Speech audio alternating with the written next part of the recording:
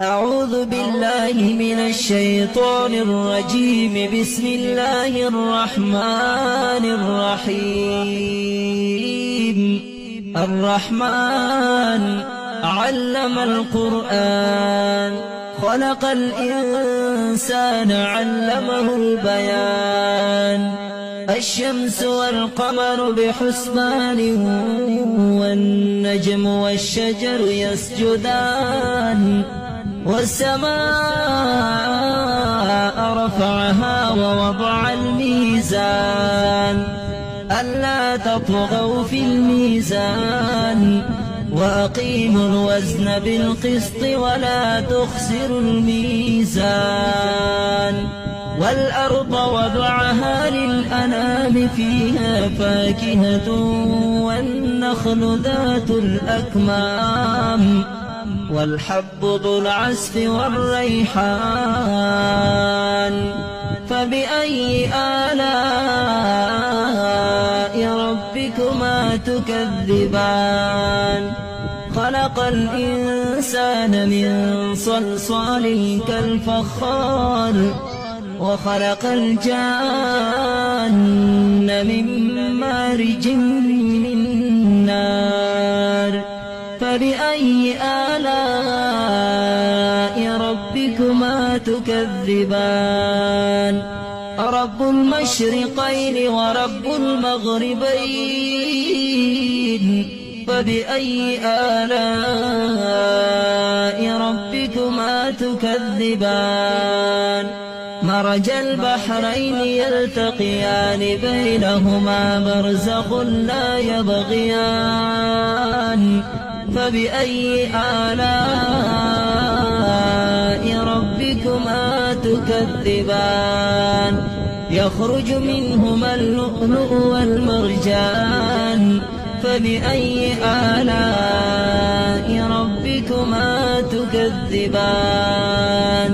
وله الجوار المنشآت في البحر كالأعلام. فبأي آلاء ربكما تكذبان؟ كل من عليها فان، ويبقى وجه ربك ذو الجلال والإكرام. فبأي آلاء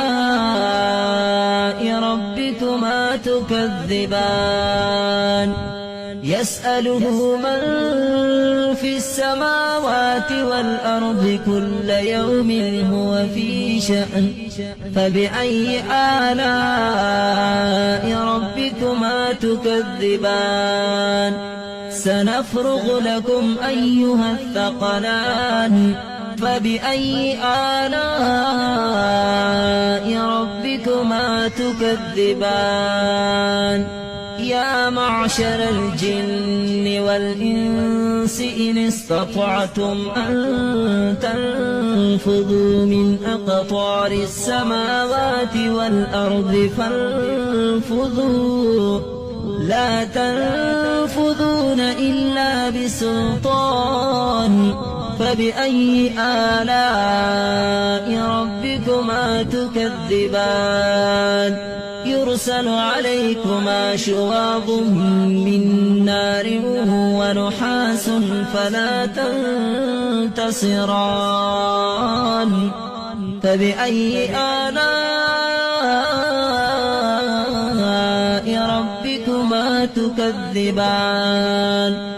فإذا انشقت السماء فكانت وردة كالدهان. فبأي آلاء ربكما تكذبان؟ فيومئذ لا يسأل عن ذنبه إنس ولا جان. فبأي آلاء ربكما تكذبان؟ يعرف المجرمون بسيماهم، فيؤخذ بالنواسي والأقدام. فبأي آلاء ربكما تكذبان؟ هذا هذه جهنم التي يكذب بها المجرمون يطوفون بينها وبين حميم آن فبأي آلاء ربكما تكذبان ولمن خاف مقام ربه جنتان فبأي آلاء